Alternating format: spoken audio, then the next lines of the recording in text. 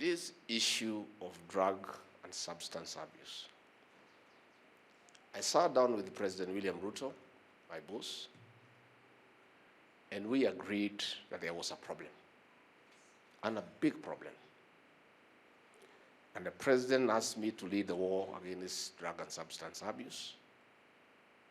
And among the regions that were very affected was the Mount Kenya region. We were losing an entire generation in another 10 years. And the president asked me to lead the wall, and the matter went all the way to the cabinet, and we agreed what we must do.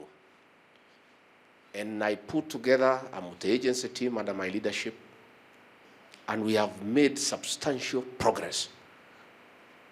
And our children are back to work. And we shut down all bars that were selling illicit brews. And people have been very happy. So when I started hearing last week that some people want to interfere with that work, one, I heard that our local member of parliament has directed the security officers in Karatina, purporting on orders from above to reopen our bars. One, a member of parliament cannot instruct security officers. And if the security officers in this region are taking instructions from a member of parliament, we shall discipline them.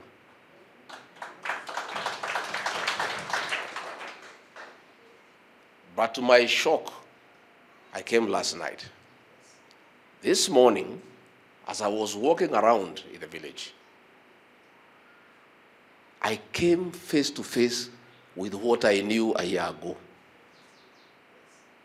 I found some young men at 6 a.m. in the trenches drunk, which means some bars have been reopened. Let me say this.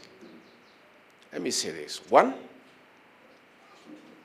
I've never missed a single cabinet meeting, so there is no decision that has been made by the cabinet to stop the war against illicit brew.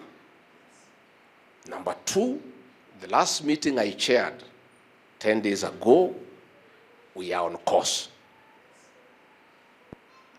Let me say this because it's important that I say so. One of the most successful intervention that has made people very happy in this country and in this region with the government of President William Ruto was a war against illicit brew. Anybody stopping that war or undermining it is setting the president and the government against the people. And if you people at the interior think that you want to interfere with this very successful program, so that maybe you undermine the deputy president because he's the one who has been leading this war, you are effectively undermining President William Ruto and his administration. And let me say, Mr. President, if you allow overzealous officers at Harambee House with a political scheme to interfere with this war against illicit brew, those people, those officers will set you up against the people. Nao watu watakosanisha rais na wananchi. True or false? Nyinyi mkifikiria mna siasa mnacheza hapo. Ati kwa sababu hii program Rigathi Gachagua ndio anaongoza, amepata umaarufu, ati mfungue zile vilabu zilikuwa zinauza pombe baya, ndio watoto waanze kukufa. mtakuwa mnamhujumu na kumkosea Rais William Ruto na serikali yake. I want to say and I want to advise nikiwa hapa kanisani.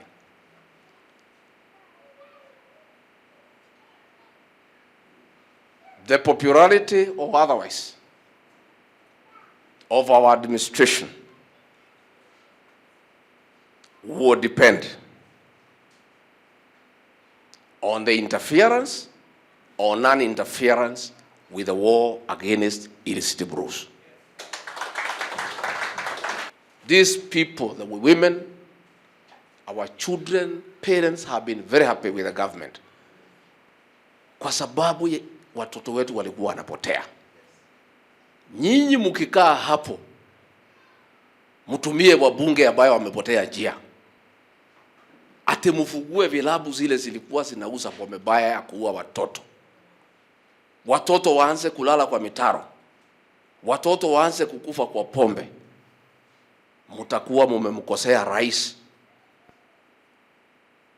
And the political damage you do to the president and the government will not be repaired.